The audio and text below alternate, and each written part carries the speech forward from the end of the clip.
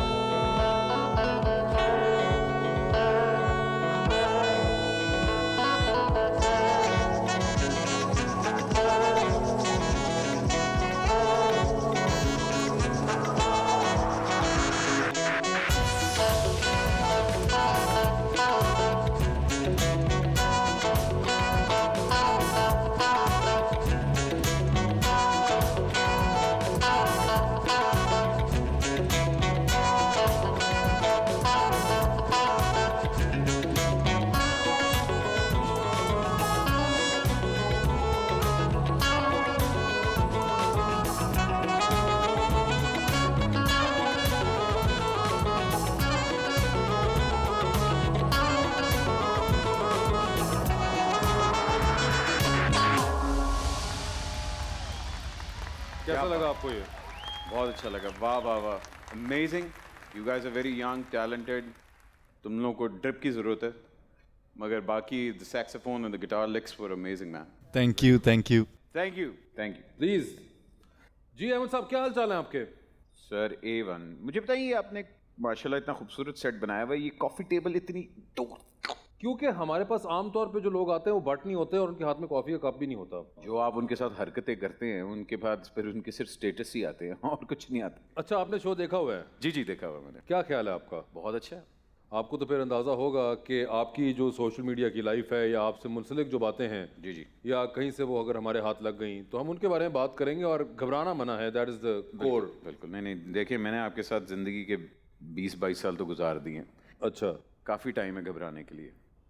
आपकी social media life के अंदर सबसे जो एक ज़बरदस्त चीज़ आपके पास है वो इंस्टाग्राम है सर बेशक। और आप बहुत एक्टिव भी होते हैं जी जी, मैं काफ़ी एक्टिव हूँ उस पर। ऑलमोस्ट 1 मिलियन फॉलोअर्स आपके हैं। हाँ जी, मैंने हालांकि पैसे दिए थे मगर ज़्यादा बड़े नहीं। अच्छा, वो आपने कम दिए होंगे ना। एक न्यूज़ आजकल जो सबसे ज़्यादा आपके बारे में सर्कुलेट कर रही है वो है आपका ट्रिमेंडस वेट लॉस। प्लीज़। हाँ जी, वैसे ये why why not? No, it took you some time, I mean 20 years आपने किया तो एकदम अभी क्या हुआ? अभी ये असल में कोरोना की वजह से ना, इसमें एक दो चीज़ें अच्छी, मतलब कोरोना सबके लिए बुरा था, मुझे भी अभी हुआ है, लेकिन एक अच्छी चीज़ जो इसमें गुजरी वो ये थी कि वो जो 6-7 महीने आइसोलेशन के गए हैं, काम शाम नहीं हुआ, मैंने अपनी हेल्थ के लिए शुरू किया था। मैंने कहा था अच्छा 1-2 किलो कम करके देखता हूँ। अच्छा, तो इंटरमिटेंट फास्टिंग मैंने करनी शुरू की। उसके बाद मेरी बेगम ने भी मुझे कहा कि यार तुम अगर कर ही रहे हो तो तुम रोज़े रखना शुरू कर दो। मैंने रोज़ों के बाद फिर कंटिन्यू थोड़ा सा किया और एक बड़ा अच्छा मतलब सिस्टम बन गया। तो मेरी एकदम नहीं हुई, मेरी 6-7 महीने मुझे लगे, मगर मैं एकदम जब पब्लिक में आया ना तो वो उस टाइम पे मेरा 15 किलो गिर चुका हुआ था वज़न। अच्छा, तो जब मुझे लोगों ने देखा और आपने भी देखा और आपने कहा ये क्या की, तो वो उसके बाद फिर एकदम मुझे रियलाइज़ हुआ कि अच्छा ये 7 महीने बाद फिर आपने मुझे कहा मैं तुम्हें अगली फिल्म में नहीं ले रहा कि तुमने मेरा कैरेक्टर मार दिया। ये एक ऑफ कोर्स एक चीज़ है जिस पे I will come to that later, मगर ये जो अब आप गिरे पब्लिक की नज़र में तो मतलब आपका जो वज़न गिरा पब्लिक की नज़र में, हाँ, कितना आपको गिरा? जी अभी तक मैं गिर चुका हूँ कोई 25 किलो आपने वज़न गिराया। ज़बरदस्त। ये बड़ा ताली मारें, ताली। नहीं, बिल्कुल इस पे तो ताली बनती है, बिल्कुल। वो देखें दोनों लड़के मिला के 25 नहीं बन रहे। Thank you.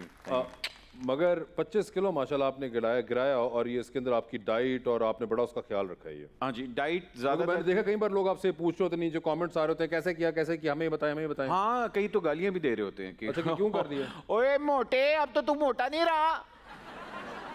मतलब अच्छा जी, तो फिर एक मतलब, और मैं अक्सर वो कमेंट्स पोस्ट करता रहा हूँ कि मुझे इतने मज़ेदार लगते थे कि ओए तूने वजन कैसे कम किया है, फूंक निकाली है। मैं कहा अच्छा, आपने जो अभी बात कही कि ये did it affect your career? नहीं, अगर उस तरह देखा जाए तो मैंने काम उसके बाद ज़्यादा किया है, because ever since I have lost weight. मैं भी एक पंजाबी फिल्म करके आया हूँ यूके अच्छा। में, वो फटे दंदे चक पंजाबी, और उसके बाद I have actually signed another one इंशाल्लाह। एंड मैं अभी अगर उस तरह देखा जाए तो मैं टेलीविजन की तरफ मुझे ज़्यादा तो अब आपको वही रोल्स उस तरह के ऑफर हो रहे हैं जो इससे पहले होते थे या are they different kind of roles now? नहीं, अब मुझे भी एक प्ले ऑफर हुआ है। उसके बाद आई थिंक लोगों ने अब ज़रा थोड़ा सा रियलाइज़ किया कि अच्छा भट्ट साहब को ज़रा थोड़ा सा सीरियस कैरेक्टर भी दे के देखते हैं। आपने वो थोड़ा सा JPNA में चीज़ ब्रेक करने की कोशिश की थी कि despite of me being a heavy person or PP being a heavy character, you gave him shades of family man, you gave him shades के उसकी divorce अगर उसकी या उसकी family turmoil वगैरह हो रहा है तो उसकी कॉमेडी के अंदर ही you gave it a very serious tone as well, so hats off to you, तालियां। आप अपना फ़ोन उठाइए, वॉइस नोट भेजिए आप अपने व्हाट्सएप के ऊपर हुमायूं सईद साहब को। एक लड़की को इम्प्रेस करना है, क्या तरीका बेहतर रहेगा? एक लड़की को इम्प्रेस करना है, ज़रा बता सकते हैं क्या तरीका बेहतर रहेगा? यही अब आप वॉइस नोट महविश हयात को ही भेजिए। महविश को भेज दिया जी, बताइए। यही मैसेज आप फहद मुस्तफ़ा को भी भेज दीजिए।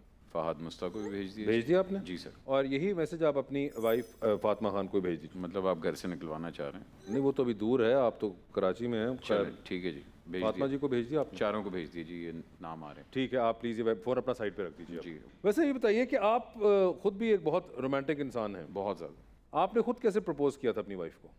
मैंने प्रपोज स्टेप्स में किया था, क्योंकि हमारी एक बड़ी लंबी लव स्टोरी थी। हमारी दोस्ती बहुत लंबी थी।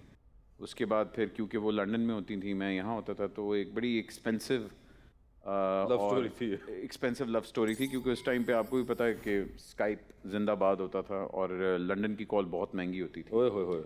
सो वो 8-9 साल हमारी लॉन्ग 8-9 साल?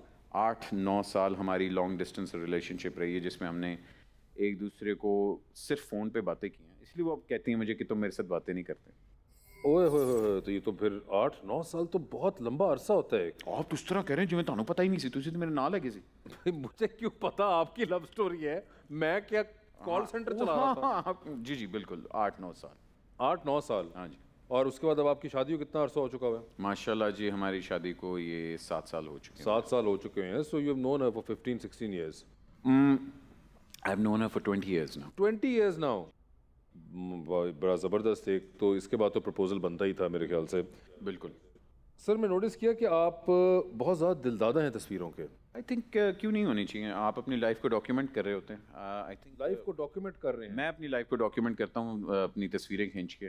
मुझे अगर कोई चीज़ अच्छी लगती है या मैं कहीं होता हूँ, मैं उस मोमेंट को कैप्चर करना चाहता हूँ। आपकी इंस्टाग्राम पे तकरीबन 4,486 तस्वीरें हैं। माशाल्लाह। अच्छा, बड़ा इंटरेस्टिंग है कि आप अपनी लाइफ को खुद ही डॉक्यूमेंट करके एक पूरा रिसर्च पेपर तैयार कर रहे हैं। सर कि बिल्कुल। अगर कल को कोई आपके ऊपर करना चाहे कल को देखें, मुझे पता है एटलीस्ट आज से 15 साल बाद आप एक स्क्रिप्ट लिखेंगे मेरी लाइफ के ऊपर, तो आपके पास ये रिसर्च के लिए बहुत मादा इकट्ठा अच्छा हुआ नहीं, मजे की बात है जो आपके बारे में मैं स्क्रिप्ट लिखूंगा उसकी रिसर्च मैं यहाँ नहीं करूंगा। होगा। अच्छा। वो मेरे पास मौजूद है।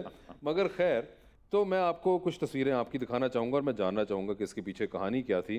ये आपको माँ जी, ये किस मौके की तस्वीर है? ये मेरी शादी वाले दिन की तस्वीर है। शादी वाले दिन की तस्वीर है। और कुछ बताइए हमें इस ये मैं मेमोरी के बताता बारे हूँ। में। माँ अल्लाह जन्नत नसीब करे, मैं बहुत अपसेट हुआ था बिकॉज मुझे मेरी शेरवानी का बॉर्डर बहुत ही चौड़ा लग गया था। तो मुझे लग रहा था कि ये टायर नहीं, ये हाईवे के पट्टे लगे हुए हैं। तो मैंने माँ ये को जो 2 गोल्डन जो आ रहे हैं। गोल्डन। अच्छा। अगर आप नोट भी करें तो मैंने बंद नहीं किए थे। तो माँ ने कहा था कि बेटे चलो। तो मैं बड़ा अपने तरफ से, और मैंने ना सेरा बांधना था, तो मैंने अच्छा। अपनी तरफ से फुल पुराना दूल्हा बनना था। दूल्हा बन के रुमाल यूं करके मैंने यूं जाना था। तो मुझे अपनी शेरवानी बड़ी जहर लगी थी। तो माँ ने मगर बड़े प्यार से और माँ ने बड़े तहम्मुल से मुझे कहा चुप। और आपने चुप होकर तस्वीर खिंचवाई। बिल्कुल बिल्कुल। जबरदस्त। I think it's a beautiful picture and a beautiful memory. Sir ये इसको कुछ बयान करेंगे, ये क्या जी, बिल्कुल। कैफियत है? ये कैफियत है कि जब मैं अभी वेट लूज़ करने शुरू हुआ था, और ये मेरा एक प्रोग्राम आता है, उसकी शूट के दौरान ना मैंने यूँ किया कि अच्छा अगर मैं बड़ा अपनी तरफ से यूँ करके खिंचवाऊंगा तो क्या होगा। ये जो आपने भी किया है, इसका कोई नाम है? जी जी। क्या? इसको आप कहेंगे मिनी बट, के बट पतला हो गया। ये एक आपकी एक और तस्वीर। सर भाई ऑन है ना, ऑन लग रहा ये है। तस्वीर आपकी किसने खींची? ये मैं फ़ोन यूँ रखता हूँ, टाइमर ऑन करता हूँ और खींच लेता हूँ। अच्छा, आप ये खुद ही तस्वीर भी खींचते हैं? हाँ हाँ और ये आप पोज भी करते हैं उसके जी लिए? जी बिल्कुल बिल्कुल। और ये आई बिलीव जिस तरह आप खुद स्क्रिप्ट लिखते हैं और अपने आप को कास्ट करते हैं, उसी तरह मैं ये कैमरा रखता हूँ और अपनी तस्वीर खुद खींचता हूँ। अच्छा, आपने तो आगे। देखिए ज़िंदगी छोटी सी है, हंस खेल के गुजार लें तो वो अच्छी बात होती है। इस तरह के मोमेंट्स आपने देखे और मैंने देखे, एंजॉय किया, और 2-3 तस्वीरें अक्सर हम लोग देखते रहते हैं और एंजॉय करते हैं कि याद है बैंकॉक में। अच्छा सर, ये इस तस्वीर पे जरा रोशनी डालें। ये भी आपने खुद खींची? नहीं, ये मैंने नहीं खींची। नहीं, इसमें क्यों आपके हाथ कांपे? नहीं, कोई हाथ नहीं कांपे थे। मैं आपको बताता हूँ इसके पीछे स्टोरी क्या थी। अच्छा। नदीम बेग एक बहुत ही जालिम डायरेक्टर हैं, ये आपको भी पता और मुझे भी पता। उन्होंने मुझे जब ये रोल आपने लिखा और ये जो साड़ी मुझे पहनाई गई, और ये वो गाना हम लोग शूट कर रहे थे, और हम दुबई में थे जहाँ ये पसीने से लबरेज एक मैंने ये साड़ी पहनी हुई थी। आप ये इसके बगैर भी बता सकते नहीं हैं? मैं आपको पूरी कैफियत बताना चाह रहा हूँ अच्छा। ताकि लोग जरूर। मेरे गम को फील करें। जी जी। और ये जो ब्लाउज था ये भीगा हुआ था, इस तरह जिस तरह पश्तो फिल्म में कोई भीगा होता है। अब उस गर्मी के अंदर जब टेक ख़त्म होती थी तो सबसे पहले मैं क्या हरकत करता था कि मैं अपनी साड़ी यूं चुक के ना यूं बैठ जाता था कि हवा आए, ठीक है ना। अच्छा। क्योंकि हवा नहीं अगर आनी ना तो फिर आपको ही पता क्या हाल हो रहा था। अच्छा, मज़े की बात ये, वहाँ कुछ हजरात जो थे वो मुझे इस तरह देखते थे, उनको नहीं पता था ये अहमद अली भट्ट है, उनको तो ये पता था कि वो मुझे इस तरह देखते थे। तो फिर मैं ज़बरदस्ती साड़ी ऊपर करके उनको अपनी हेरी लेग्स दिखाता था कि ताकि उनकी नीयत ख़राब ना हो।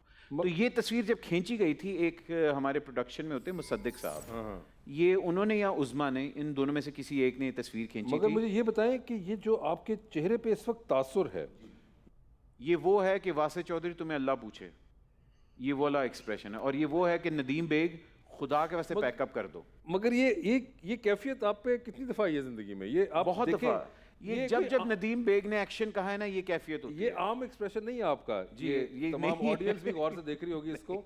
ये एक बड़ा एक यूनिक एक्सप्रेशन है आपका। बट साहब ये क्या हुआ? सर ये सीन वाला था जिसमें मैंने वन टेक यू फॉलो करके आना है कैमरे ने। सो मैं एक्चुअली नदीम से उस वक्त डिस्कस कर रहा था कि you want me to stand here, कहाँ से मैंने आना है। तो ये तस्वीर ये तब खींची हुई ये थी। आप इतना इंटेंसली डिस्कस करते हैं आपकी बल्कि आंखों के अंदर हल्का हल्का ग्लेयर भी है। मैंने ये खातून का जब रोल किया था तो नदीम बेग ने एक मुझे चीज़ कही थी कि तुमने बॉडी वैक्स करनी है। मैं कहा क्यों नदीम? मैं कहा यार यहाँ से मैं शेव कर लेता हूँ बाकी वैक्स क्यों करनी? No, it has to be believable. तो वो बिलीवेबल जो है वो ही वाज राइट, वो बिलीवेबल आपको नज़र आता है। अच्छा, तो आपने ऐसा किया जैसा बता रहे हैं? जी जी, I went all commando. Sir ये आपने तस्वीर एक और लगाई, हाँ जी, ये आप इस तस्वीर में शायर क्या बताना चाह रहे हैं? कि मैं बिजनेस क्लास में बैठा हूँ। अच्छा, तो ये बताने की क्या ज़रूरत थी? क्योंकि मैं मेहनत करके यहाँ तक पहुँचा हूँ, मैं उसको चीज़ को सेलिब्रेट करता हूँ कि आज मैं इकॉनमी से, अभी भी मैं इकॉनमी में ट्रैवल करता हूँ, लेकिन अगर मैं बिजनेस क्लास में बैठा हूँ, I think it's a achievement जो कि मैं अगलों को मोटिवेशन के लिए भी शो करना चाहता हूँ कि one day if I can do this you can also do this. So business class में बैठना is an achievement. Yes of course it is. बड़ी गाड़ी लेना इज एन अचीवमेंट, बड़ा घर लेना इज एन अचीवमेंट, Okay. अच्छी जैकेट पहनना इज एन अचीवमेंट, अच्छी घड़ी पहनना इज एन अचीवमेंट। ठीक है, मगर कई लोग ये भी कहेंगे for the sake of argument कि इससे डिस्पैरिटी बढ़ती है माशरे के वो अंदर। तो आपकी सोच है। वो तो कई लोग तो कॉमेडियंस को देख के ये भी कहेंगे I am offence, I am offended. मगर हम कॉमेडी करते हैं, comedy is always at someone's expense. मैं और आप, हम लोगों को ये पता है कि जब भी हम कॉमेडी करते हैं lot of people get offended by it, but हमारी नीयत क्या है उसके पीछे? हमारी नीयत है लोगों को हंसाना। अगर आप उसको सीरियसली ले रहे हैं, दूर फटे मुताड़ा। ठीक है, आपको कोई जवाब तो नहीं आया गालिबन? आ गया होगा, काफ़ी आ गए होंगे। अच्छा, आगे में है। जी। किसका आया? महविश का भी आ गया है, फाहद मुस्तफ़ा का भी आ गया है, अरे वाह। और हुमायूं का मैं जी, तो क्या जवाब है, जरा सुने। सुनवाएंगे ये हमें? ये हुमायूं सईद हैं जी। जी। अपने साथ हुमायूं सईद को ले जा। अरे वाह, थर्ड पर्सन में एड्रेस किया हुमायूं सईद ने अपने आप को, विच इज़ ग्रेट। और आगे फहद मुस्तफ़ा ने क्या कहा है? महविश हयात कह रही हैं। सीरियसली अहमद? वेल, पैरों में पड़ जाए, क्योंकि और कुछ तो है नहीं इम्प्रेस करने के लिए।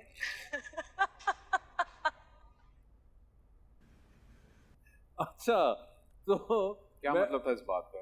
महविश हयात कह रही हैं कि पैरों में पड़ जाएं और कुछ नहीं है इम्प्रेस करने के लिए। आप एग्री करते हैं उनके इस जवाब से? बताऊंगा बेटे, खैर जी नहीं, मैं उनके जवाब से एग्री नहीं करता। वो खैर उनको लगता है ऐसा। आप फहद मुस्तफ़ा ने किया आपको गालिबन? अहमद, आई थिंक तुम्हें सिर्फ अपनी प्लास्टिक सर्जरी करवानी चाहिए, क्योंकि nothing else is going to help you. You need to change yourself entirely. Allah करे तुझे 10 साल हार्पिक ना मिले, आमीन। और आपकी वाइफ ने तो नहीं गालिबन? नहीं, उन्होंने नहीं किया, क्योंकि उनको पता है कि मैं आपके शो पे हूँ। ओह अच्छा। उन्होंने फुल इग्नोर मारा है उस चीज़ को कि अहमद मुझे ये चीज़ भेज नहीं सकता।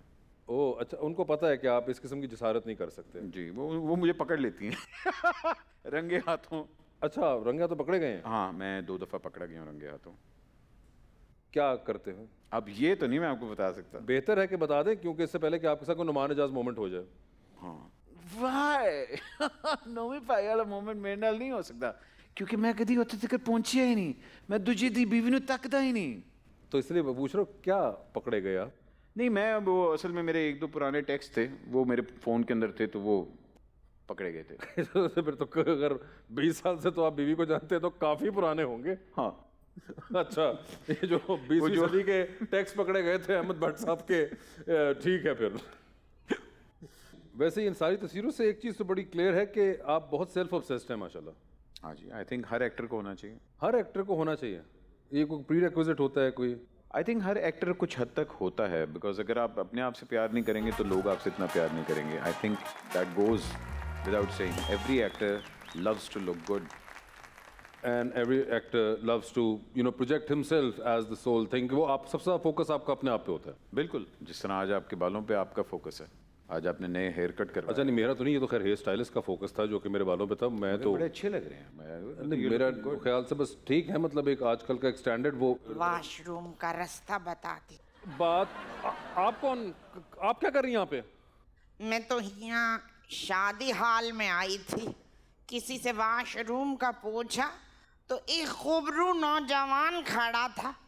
मैंने उसको कहा सुनिए, एकदम जो मुड़ा मैं तो दिल पकड़ के रह गई। हुआ ये कि वो जो मेरे अमरोहे वाले कज़न बिरादर थे जिनसे मेरी निस्बत भी रही थी, बिल्कुल हूबहू उनकी शक्ल का लौंडा खड़ा था। उसने कहा यहाँ है वॉशरूम, तो मैं यहाँ आ गई। लो बताओ वॉशरूम कहाँ है? आपने कभी इतना खूबसूरत वॉशरूम देखा है? देखिए, ये वॉशरूम नहीं है। अब भाई कोई इनको प्लीज लेके जाओ, वॉशरूम का रास्ता बताओ यार। ए भाई, ओए मैं तो हैरान ही रह गई।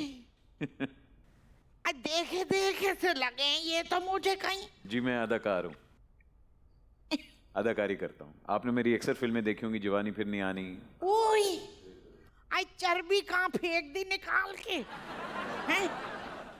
पता नहीं लिपोसक्शन करा लिया, मैदा कटा लिया या गुब्बारा डलवा लिया। भैया कहाँ गई? बड़ी बी देखिए। ये बड़ी बी किसको कहे है तू?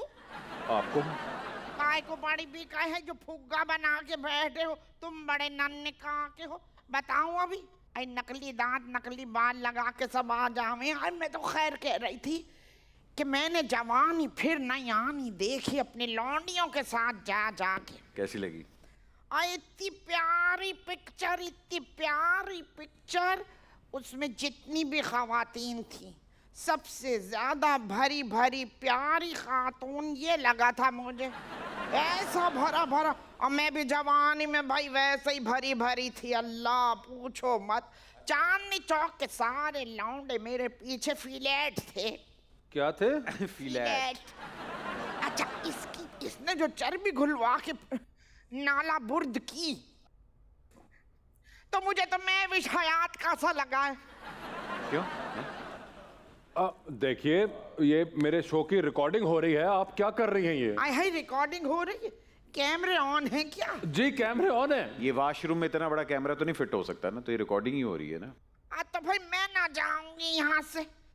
मुझे तो इतने पसंद है ये कि मत पूछो।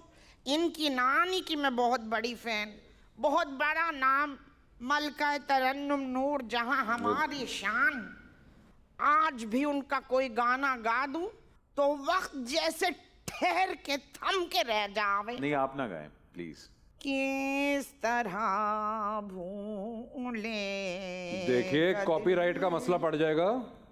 अरे पहले ही यहाँ फैमिली पिलाने का मसला था, अब कॉपीराइट्स का मसला है। लो कर लो।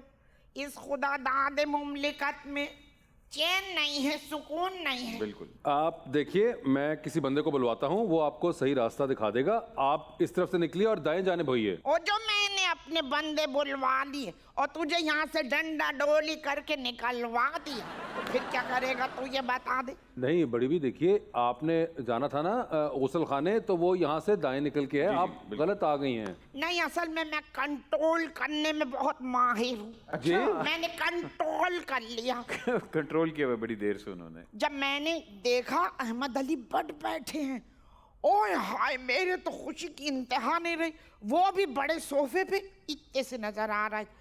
मैं सदके जाऊं, थैंक यू। आपके प्रोग्राम के तवज्जुह से कहना चाहूँ हुमायूं शहीद, भैया अगली फिल्म में इस बच्चे को हीरोइन लेना। एक इनके साथ सेल्फी खींच लूं? इनके साथ भी खींचनी है आपने? बे देखिए, रिकॉर्ड तो होना चाहिए ना। ये भी आप डॉक्यूमेंट कर रहे हैं? जी जी, डॉक्यूमेंट कर रहा हूँ। ठीक है, रेडी, 1। क्या बात है, माशाल्लाह, इतने प्यारे लग रहे हो यहाँ मेरे बराबर में बैठ। भाई कह दिया। जी जी, तो आपने खुद भी एक खातून का रोल किया था हाँ जवानी जी, के मैंने नियानी किया 2 के अंदर, मैना का रोल। बस जब से वो खातून इनमें रह गई, अपनी कमर 36 करने में लग गए। आप देखिए, उनको बात तो करने दीजिए। अच्छा, आपके चुप बैठूं, मैं ना बोलूं? जी प्लीज। जी, तो आप कुछ कह रहे थे? जी, वो खातून का रोल जो था वो असल में मैं और जो फिल्म के राइटर थे, हमने हमेशा से सोचा हुआ था कि वो मुझे औरत बनाना चाहते हैं। और ये ऑब्जर्वेशन आपकी कहाँ की थी? किन को आपने ऑब्जर्व करके? मैं ना, अगर आपको याद हो, हम लोग ने थोड़ा सा मैडम था उसमें, और थोड़ी सी उसमें हम लोगों ने रखी थी टच टुटसी वाली। 2 चमचे मुसर्रत शाहीन भी डली थी उनमें।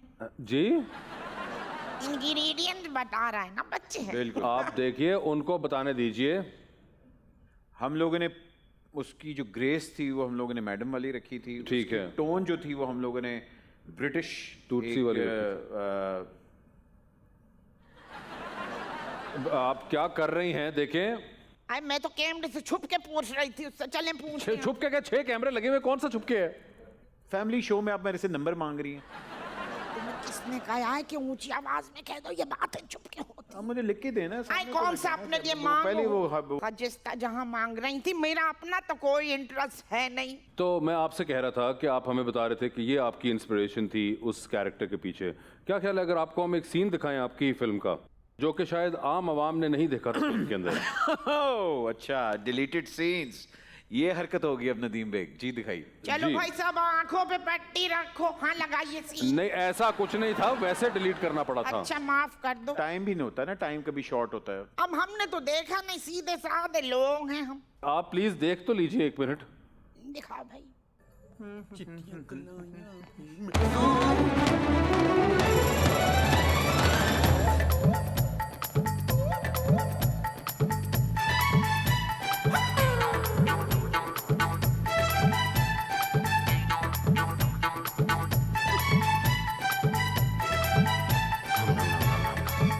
मुझे नजर नहीं आया। इतना बड़ा मुंह नजर नहीं आया? फिर मोहब्बत में तो आप बिल्कुल ही अंधी हो जाती होंगी। What? जी तो चाहता है कि बाकी सारी जिंदगी इसी पोज में गुजर जाए, लेकिन क्या है कि मेरा कंधा और आपका वजन इस बात की इजाजत नहीं देते। Sorry. नो प्रॉब्लम, मैं दोबारा ऐसे एक्सीडेंट का मुंतजिर रहूंगा। Beg your pardon? मेरा मतलब है कि पहली मुलाकात इतनी तफसीली नहीं ना हुई। मैना, तोता। excuse me. जज्बात तो इसके मैविश हयात वाले हैं, लेकिन वजन बड़ा वाहियात है। जी, कोई फायदा तो ना हुआ? किस चीज का? ऐसा पाकीज़ा रूह परवर सीन देखा। हम तो समझे थे कि आप क्या बातें कर रही हैं? खुदा के लिए। गिनी बोटी नापा शोरबा। मैं तो जानू पता नहीं क्या नजर आने वाला है जो छुपा के रखा था। लो, वो तो ये निकला भाई। आए क्या हुआ? आए, क्या? कंट्रोल खत्म हो रहा है। मैं चलूं? कहाँ को जाऊं? जल्दी बता। इस तरफ प्लीज जाइए। इस तरफ जाऊं? जी अच्छा, फिर मिलेंगे। जी। अच्छा, फिर मिलेंगे। नहीं, इन कबूतरों को दाना पानी डाल दो। कबूतर नहीं, म्यूजिशियन है ये। अच्छा, मैं जाऊं? आए। 1973 अब्बा जवान लंदन गए थे पढ़ने। गोरा रंग, लंबे बाल, चौड़ी छाती, लड़कियां मरती थी उन पे। तूने कहा था कि यार अहमद बड़ा अच्छा काम कर रही है। तूने कहा था हाँ यार वेख, जिंदे तो मेरी बिल्कुल तवक्को नहीं सी, बड़ा अच्छा काम कर गया। जी अहमद साहब। जी सर। मुझे एक बात बताइए। आप उस वक्त से 10 बातें पूछ चुके हैं, अभी भी आपने एक बात पूछनी। नहीं, ये वाली बात पूछना चाह रहा था। आपने मुझे हाँ और ना में जवाब देना है। ओके। ठीक है, क्या आप एक अच्छे इंसान हैं? हाँ क्या आप एक अच्छे शौहर हैं? हाँ क्या आप एक अच्छे एक्टर हैं? जी क्या आप एक अच्छे दोस्त हैं? जी बिल्कुल। क्या आप एक फेमिनिस्ट हैं?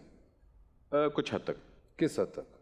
60%। ये 60% क्या होता है? क्योंकि 60% वो होता है कि मेरी माँ और मेरी नानी ने मुझे वो मेरे में डाल दी चीज़ें, इसलिए मेरी बीवी भी बड़ी डाडी किस्म की है। इसका फेमिनिज्म से क्या ताल्लुक? क्योंकि मैं एक औरतों की रिस्पेक्ट बचपन से ही मैंने सीखी है, क्योंकि I was raised bye very strong women, so hence वो एक 60% मेरे में ऑटो बिल्ट है। ठीक है, और वो जो 40% है बाकी का? वो 40% वो है वो जो उस चीज़ से ज़रा एक्सप्लॉइट जो आजकल एक फेमिनिज्म के नाम पे एक मर्दों के अगेंस्ट एक जो मूवमेंट एक चली हुई है उसके अगेंस्ट है वो क्या है मूवमेंट? वो है कि आई बस जी के जी अपनी रोटी खुद पकाओ, वो एक चीज़ को एक कहीं और लेके जा रहे हैं। मर्द हेट जो स्पीच है ना, मैं उसके अगेंस्ट हूँ। मुझे बताएं, आप बहुत से शोज भी करते हैं, अवार्ड शोज, आप बहुत ज़बरदस्त होस्ट हैं और आप होस्टिंग बहुत ज़्यादा करते हैं। I think might have done maybe 10 और more award shows. Do you think award shows are biased और not biased? They are. biased. Yeah, they are. Every award show to some extent is biased because देखें उनका एक agenda होता है। Number one, it's all about views, it's all about popularity, and it's all about कि हमारे specific agenda है कि जी हम इस चीज़ को इस चीज़ से पॉपुलर करना चाह रहे हैं, इसलिए आप देखते हैं वही लोग उसी अवार्ड शोज़ में आते हैं। और कई तो आप मुझे और आपको भी पता है इस इंडस्ट्री में होता है कि अब तो ये तक यह हो गया कि मुझे अवार्ड नहीं मिलेगा तो मैं नहीं जाऊँगा। अभी आपको भी एक पॉपुलर अवार्ड मिला? जी, मुझे पॉपुलर अवार्ड मिला। हाँ जी, तो वो सही वाला था या वो भी? देखें, एक चैनल ने मुझे अप्रिशिएट किया, मेरे काम को अप्रिशिएट किया और मैंने उनका ही ड्रामा किया था, so it was a good appreciation token from them and I just took it from उसी तरह के हाँ जी ये मेरे काम को आपने अप्रिशिएट किया। That's it. गाना था पंजाब नहीं जाऊंगी के अंदर, हाँ जी, लक समथिंग कुछ करके, लक 24/7 सर, और उसके अंदर हमें याद है आइटम बॉय, और आपने बड़ा प्राउडली इस चीज़ को कहा कि मैं आइटम बॉय हूँ। जी जी बिल्कुल। तो ये क्या आपने कोई प्लान किया हुआ था कि मैं ये गाने के बाद अपने आप को आइटम बॉय के तौर पे इंट्रोड्यूस कराऊंगा? नहीं, मैंने प्लान नहीं किया था और मेरा ख्याल भी नहीं था कि ये गाना इतना ज़्यादा हिट होगा। नदीम ने मुझे एक चीज़ प्रॉमिस की थी, उसने कहा था कि तुम्हें मैं अगली फिल्म में डांस एक गाने पे करवाऊंगा बिकॉज यू डांस वेल और तुम्हें में शौक भी है। तो जब लक 24/7 आया था तो शबीना ने मुझे कहा था कि ये गाना तुम्हारे और उर्वा पे होगा, और मैंने आपको फिर पता है अन्नी फेर दी। हाँ, और ये इसकी वजह से बहुत सा क्रिटिसिज्म मुझे याद है उर्वा के ऊपर भी आया कि उन्होंने कहा अहमद भट्ट साहब ने इतना ज़बरदस्त रक्स किया। नहीं, उर्वा जान है, उर्वा ने माशाल्लाह इतना खूबसूरत डांस किया, मगर मैं उससे बेहतर कर रहा था। मैंने भी यही कहा था जो कि आपने अपने तौर पे कहे कि उस पे से लाइन ली, लेकिन मेरा भी यही मकसद था। नहीं, लोग असल में एक्सपेक्ट नहीं कर रहे थे ना। लोग मतलब जाहिर बात है कि भाई शादी का गाना है, लड़की डांस करेगी, तो जैसे ही मैं आया तो लोगों ने कहा हैं, तो लोगों ने उसको आइटम बॉय बना दिया। मैंने कहा कब से आपको है ये डांस का शौक? मुझे बचपन से है। बचपन से ही आप ये इस तरह शादियों वगैरह पे करते थे? देखिए, मैं बचपन से गाना सीखा है, मैंने बचपन से हिलना डांस करना सीखा है, तो ये एक अंदर का कीड़ा है, वो अभी तक है। अहमद, आपके मोस्टली लोग तो ये जानते हैं कि मैडम नूरजहां का कॉन्टेक्स्ट में हमेशा आपके बारे में लिखा जाता है कि नवासे हैं उनके एंड सिंगिंग, और ये वाली बात वहाँ से आती है, मगर आई थिंक कई बार ये नहीं लिखा गया कि आपके वालिद साहब अल्लाह जन्नत नसीब करे, वो भी एक्टर थे, and he did like 7 to 10 films. He did 7 to 10 films. बिल्कुल, और उनमें से एक बहुत मशहूर हीर रांझा में भी थे वो। बिल्कुल। और बहुत अजदा महिवाल। बिल्कुल। तो ये चीज़ ज़्यादा कभी मैंने नोटिस नहीं की, आपके लोगों ने इंटरव्यूज़ किए उसके अंदर भी इतना सवाल नहीं आया। हाँ, आप यहाँ तक ये नोट करें कि शौकत हुसैन रिजवी साहब का भी मतलब जिक्र कम आता है, अगर आप नोट, बिकॉज लोग आई थिंक वो जो सबसे पॉपुलर फैक्टर है उसको पकड़ते हैं। हाँ, मैडम के साथ मेरी एफिलिएशन है, जाहिर बात है, वो खून वही है, मगर शौकत हुसैन रिजवी साहब, मेरे वालिद साहब, मेरे वालिद साहब शौकत साहब के शागिर्द थे। फिल्म इंडस्ट्री में जब वो आए थे तो उन्होंने मेरे नाना के थ्रू ही काम उन्होंने सीखा। तो बहुत से लोगों को नहीं मालूम कि मेरे वालिद साहब भी अदाकार थे, और मेरी वालदा ने अपनी डिवोर्स के बाद जाके गाना शुरू किया था, तो उन्होंने अपनी सेकंड लाइफ, आप कह रहे हैं कि सेकंड हाफ में पॉपुलैरिटी एज अ सिंगर, तो मुझे माँ अल्लाह जन्नत नसीब करे हमेशा कहती थी कि मतलब जब वो गाती थी तो मैं कहता था आपको लोग देखने आते हैं, आपको लोग सुनने नहीं आते, तो बड़ी खफा होती थी। मैं कहता था वो आप में मैडम देखते हैं। तो ये उसी तरह मेरे वालिद साहब ने अदाकारी, जब उन्होंने शादी हो गई थी तो उन्होंने अदाकारी छोड़ दी थी, अच्छा। मगर उन्होंने अपनी जवानी में ये सारे हीरोज और वो ये सारे उन्होंने रोल्स किए हुए, तो मैंने अपने वाले साहब को अदाकार पहले देखा है। और जब आपने अदाकारी शुरू की, बिकॉज योर 4 ब्रदर्स, आपके एक और जी, भाई भी माशाल्लाह। एक्टिंग करते रहे हैं, तो डिड ही से समथिंग टू यू? मैंने एक दफ़ा उनको सुना था कि अपने दोस्त के साथ वो खड़े थे, सो मैं अब शूटिंग करके आया था, तो उन्होंने ये कहा था कि मतलब मैं अपने अंकल को मिला और मैं करके यूँ साइड पे चला गया, तो उनको नहीं पता था मैं साइड पे खड़ा हो गया हूँ। तो उन्होंने कहा था कि यार अहमद बड़ा अच्छा काम कर रही है। तो उन्होंने कहा था हाँ यार वेख जिंदे तो मेरी बिल्कुल तवक्को नहीं सी, बड़ा अच्छा काम कर गया। बड़ी स्वीट बात आपने बताई। हमारे यहाँ पे भी एक दोस्त मौजूद है जो कि अब्बाओं के बारे में जनरली एक शिकायत सी रखते हैं, क्या ये बात सही है? काश अब्बा हारमोनियम बजाते। अच्छा। ये कहानी है 1973 से लेके अब्बा के 50 साल तक के होने की। 1973 अब्बा जवान लंदन गए थे पढ़ने। गोरा रंग, लंबे बाल, चौड़ी छाती, लड़कियां मरती थी उन पे। तस्वीरें देखी मैंने अब्बा की, पार्टी कर रहे हैं, हाथ में गिलास, झूम रहे हैं। एक लड़की इधर, एक लड़की इधर। मस्त जवानी हो तो अब्बा जैसी, वरना ना हो। ऐसे ऐसे फैशन के करीब से तो छोड़ें, कोई दूर से देखकर उन्हें यह कह ही नहीं सकता था ये मुसलमान है। यहां तक के दादा ने उन्हें यहूदी करार दे दिया। और दादा चूंकि घर के बड़े थे, सरबरा थे, एस्टैब्लिशमेंट थे, इसलिए उनकी बात को कोई टाल नहीं सका। यह सिलसिला कोई 20 साल तक चला, लेकिन फिर अचानक कुछ ऐसा हुआ जिसने सबको हैरान कर दिया। अब्बा में तब्दीली आ गई। अब्बा ने एक अंग्रेज औरत को मुसलमान करके उससे शादी कर ली। अरे वाह, ये तो बड़ा अच्छा काम है। और यहां दादा पिघल गए। वही दादा जिन्होंने अब्बा को यहूदी करार दे दिया था, उन्होंने अब्बा की रूहानियत और जन्नती होने के ऐसे ऐसे मंजन बेचे कि सब ने अब्बा को इस्लामी हीरो करार देकर मसनद पे बिठा दिया। अब्बा भी 45 क्रॉस कर चुके थे, हार्मोन्स ठंडे और ईमान गर्म हो रहा था। तो अब्बा ने भी सोचा कि रूहानियत के सफर को मजीद आगे बढ़ाया जाए, और अब्बा ने, दादा ने जो मंजन बेचा है उसको मजीद बेचा जाए। अच्छा। बदकिस्मती से उस वक्त हम जवान हो रहे थे, और जवानी हमें चाहिए थी अब्बा जैसी, हसीन, रंगीन, आजाद। लेकिन हमारी इस ख्वाहिश के सामने अब्बा खड़े थे। लिहाजा जो मशरूब अब्बा की जवानी में हलाल था वो हम पर हराम ठहरा। और वही फैशन जो अब्बा करते थे, जब हमने करना शुरू किया तो गुस्से से एक दिन बोले अपने कल्चर को अपनाओ, शलवार कमीज पहनो।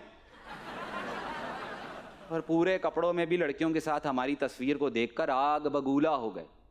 कहने लगे इसी बेहयाई ने मगरिब के माशरे को बर्बाद किया है।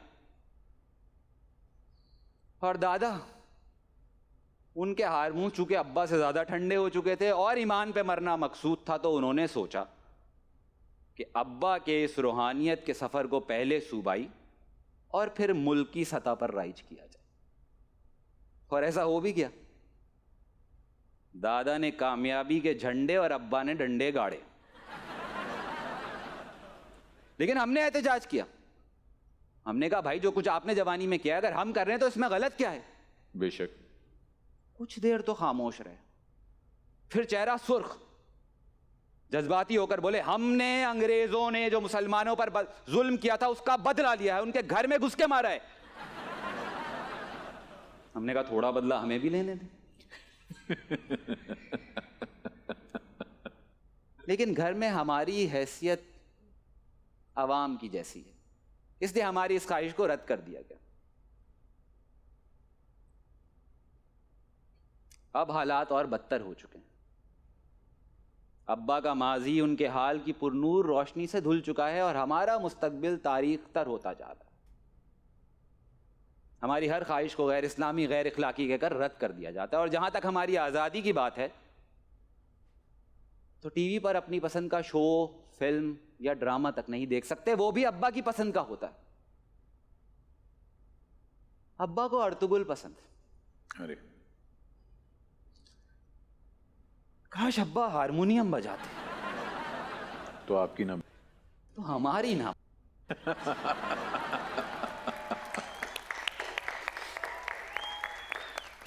जी, तो अहमद साहब, ये एक और आपकी बड़ी इंटरेस्टिंग हमें इंस्टाग्राम पोस्ट लगी, और मैं आपने जैसे कहा कि आपकी हर तस्वीर के पीछे कहानी होती है और आप एक मोमेंट सीज कर रहे होते हैं जिसके पास आप जाते हैं दोबारा बहुत सालों बाद, तो ये इसके बारे में आप क्या कहेंगे, ये क्या मोमेंट है? ये हम लोगों ने प्रमोशन हो रही थी परे हट लव की, और उसमें हम लोगों ने ये पोज करने की कोशिश कर रहे थे। सो मैं एकदम दीवार के साथ लगा हूँ, तो एकदम मेरे पीछे आसिम आए हैं और उसके बाद सारे एकदम लाइन करके हम लोग यूं। मगर ये जो आपका जो पोज था, बाकी सब तो फिर नॉर्मल खड़े हुए थे, आप क्या करना चाह रहे थे? देखिए, मैं कुछ हमेशा अपनी तस्वीर में कुछ डिफरेंट करना की पूरी कोशिश करता अच्छा। हूं। तो मैंने एकदम एक ड्रामेटिक एक्शन दिया, नहीं यूं करके, तो सारे कड़क करके आके लग गए। ओके, वैसे आपने 4 फिल्में की हैं अभी तक, पंजाब नहीं जाऊंगी, जवानी फिर नहीं आनी 1, 2 और परे हट लव। परे हट लव एंड तीन बहादुर। तीन बहादुर भी की आपने, एनिमेटेड मूवी थी, उसके अंदर आपकी शक्ल हमें है ना नजर आई। फिल्म। नहीं, मैं वैसे मैं बात करूँ तो ये 4 फिल्में जो आपकी थी जिनमें आपका चेहरा हमें नजर आया था, इनमें से आपका फेवरेट कैरेक्टर कौन सा है? Favourite character is by far मैना। मैना जो आपने आई थिंक बहुत ही लेयर्ड कैरेक्टर था, और मैंने मेरे ख्याल से सबसे ज़्यादा मेहनत मैना के अंदर की है। अहमद, मेरा आपसे आखिरी सवाल, अब तो मुझे लगता है मुझे हर किसी से ही पूछना चाहिए ये, क्योंकि इतना हिट हुआ है सवाल है, आपकी शादी पे कोई अनइनवाइटेड गेस्ट थे? बहुत ज़्यादा थे मेरी शादी पे, बहुत ज़्यादा अनइनवाइटेड गेस्ट थे। अच्छा जी। कोई मशहूर उनमें से हो? काफ़ी मशहूर थे, जिनको मैं अब टैग नहीं है कर वो सकूं? मशहूर। एंड आई थिंक ख़वातीन जबरदस्ती आए थे लोग, और शॉपरों में खाने पैक करके लेके गए। इस मौके पर मैं ये शो यहाँ ख़त्म कर दूंगा, इससे पहले कि कोई नाम ले और उसके बाद एक बहुत बड़ा हमला फिर से हम पे हो जाए।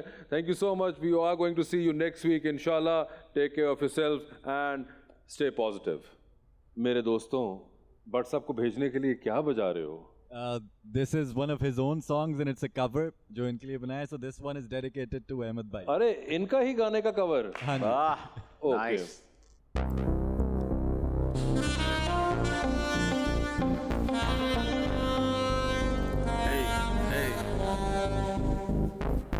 This is how the story goes. In and out, 1 minute you're there, the next time runs out is a figure of speech. As a matter of fact, did you ever really think about the time you had? Is a brain that crawls every second, that crawls to the minute, to the hour. Infinity recalls, it's a barricaded twigs. Never really there. Did you ever really think that time would care? Up in the face of a legend, I'll be going home, boy. My stage, my question, I don't try, boy. Chuckle the raging and vengeance, I'll be going home, boy. All the taming and the pledging, I don't try, boy.